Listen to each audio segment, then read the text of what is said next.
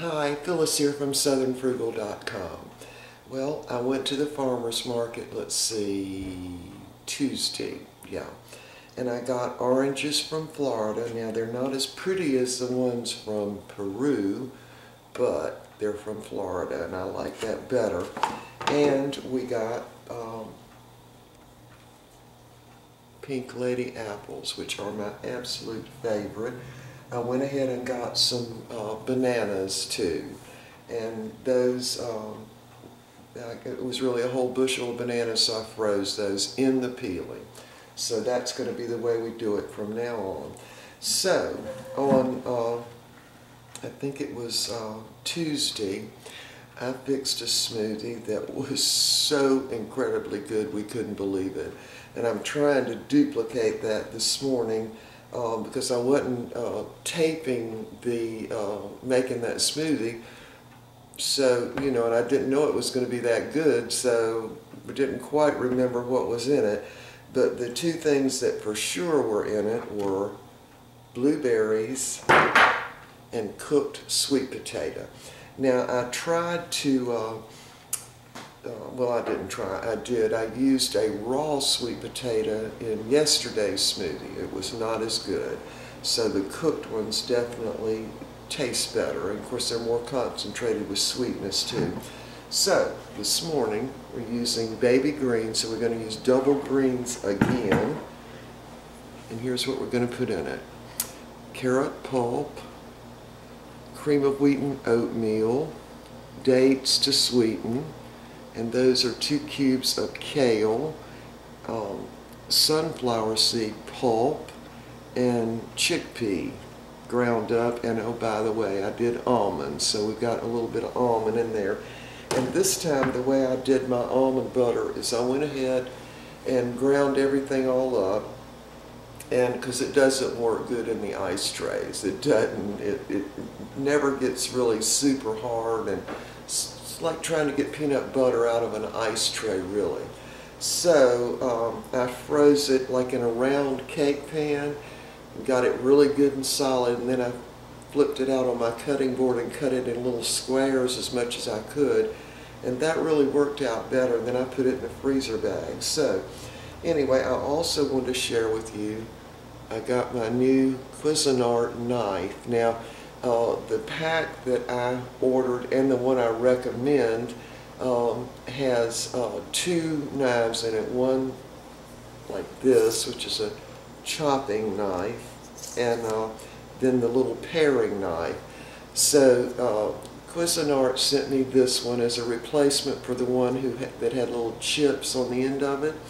And then they told me that the paring knife was back ordered. So the warranty was good. I think it's for 5 years. And so if you get one that's chipped, if it's Cuisinart, they'll definitely replace it.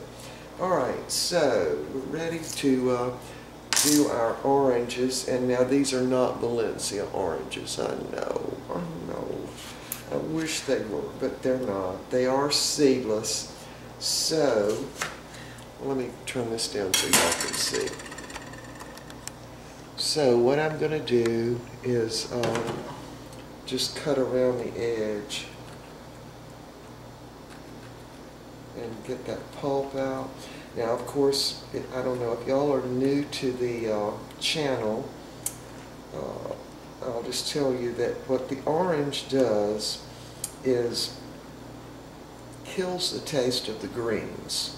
So you'll just have a very sweet and nice smoothie. Now, the other thing that I did not put in that smoothie that was so good, I did not use bananas, because I figured the sweet potato is giving us the, you know, potassium like a banana would. So anyway, these are pretty frozen still, but I think I'll use it that way anyway. All right, so squeeze the orange in, getting that as much of that pulp out as I can. Yeah, I used the last of my Valencia frozen orange cubes. I love Valencia orange. I just love them. But I'm sure they'll have some in again soon, hopefully. Ooh. That ruined my eye.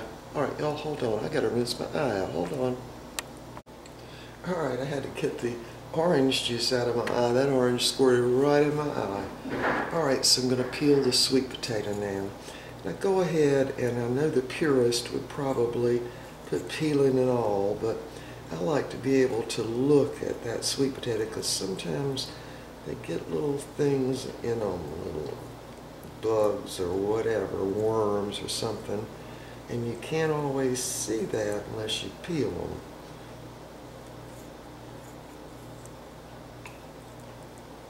Yeah. Okay, so say it like that. See that right there? Yeah, don't know what that is. Whoops. Well, son of a gun, I'm putting the peeling right in with my other stuff. Get that out of there. Alright. Yeah, this was one of the best smoothies we ever had. And I'm just hoping I've got the ingredients right. I do remember Mr. Bucky and I were talking about it when we were drinking it. And he was asking me what was in it, and I told him, and we counted 13 different things that were in that smoothie. So I'm hoping I've got it right. Alright, so we're going to dump in our frozen stuff that's still partially frozen. And by the way, freezing the pulp of all these different things means that you don't have to put ice cubes in your smoothie at all.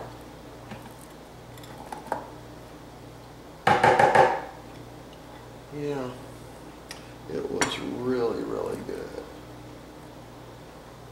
And today we're going to go get our flu shots. Ooh, I don't look forward to that at all. Alright, going to use a little bit of peanut butter as our recall. That's what we used. About like that, which is maybe a tablespoon and a half, 2 tablespoons. And of course the blueberries. Yeah, we've pretty much started every day using the double greens. Yeah, they just make you feel really good. Really, really good. Have lots of energy. And just generally feel good. Alright, I'm going to have to put some water in this. I'm just going to use tap water.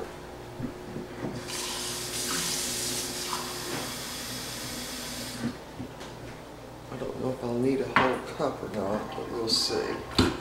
Alright, so I'm going to try half a cup. Let's see if that works.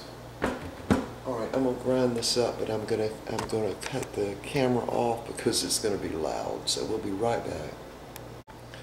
Alright, I ground that up, blended it up, but it's really thick, so I'm going to go ahead and add, I've got just under 40 ounces. I'm going to go ahead and add about another 1/4 of a cup of water to that. Alright, so hold on.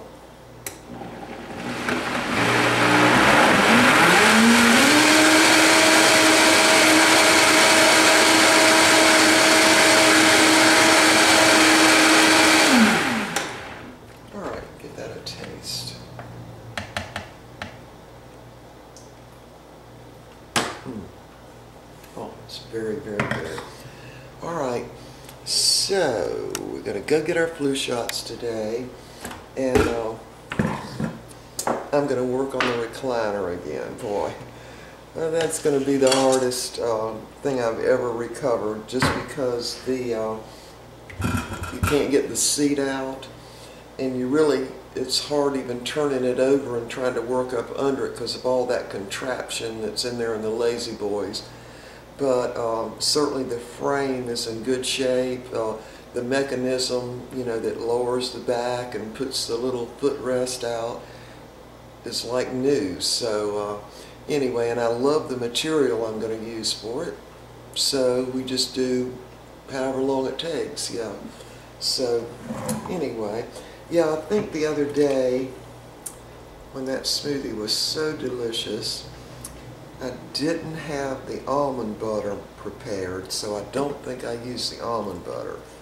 and the almond butter is in this one, so I think that's the difference, but it tastes similar. It's good. It's real good, in fact.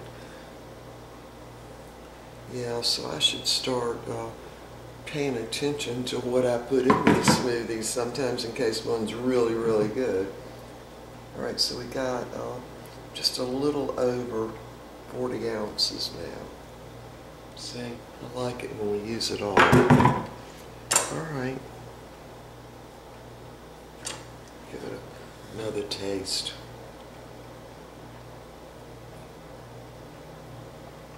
It's good. Yeah, somehow that cooked sweet potato and the blueberries and the peanut butter, those three things just come together to make a different taste that's really, really good. I wouldn't even know what to compare it with, but it's good.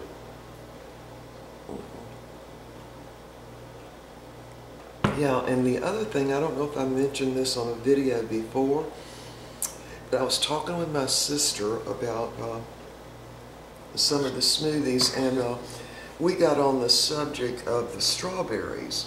And I was telling her that the frozen strawberries are cheaper and they're the smaller, sweeter strawberry. And she said, "Oh, I know.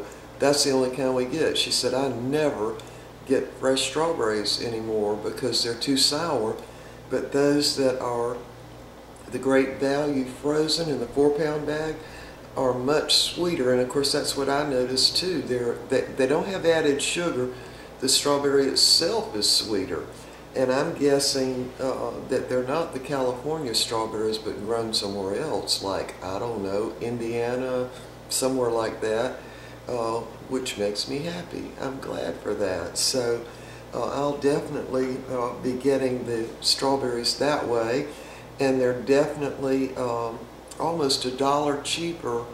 Well, not quite $1 cheaper, but I don't remember the numbers now, but on if you got 4 pounds of fresh, or you got the 4 pounds of the Great Value frozen strawberries, there's quite a bit of savings there. And they're better, that's the thing, they're definitely better.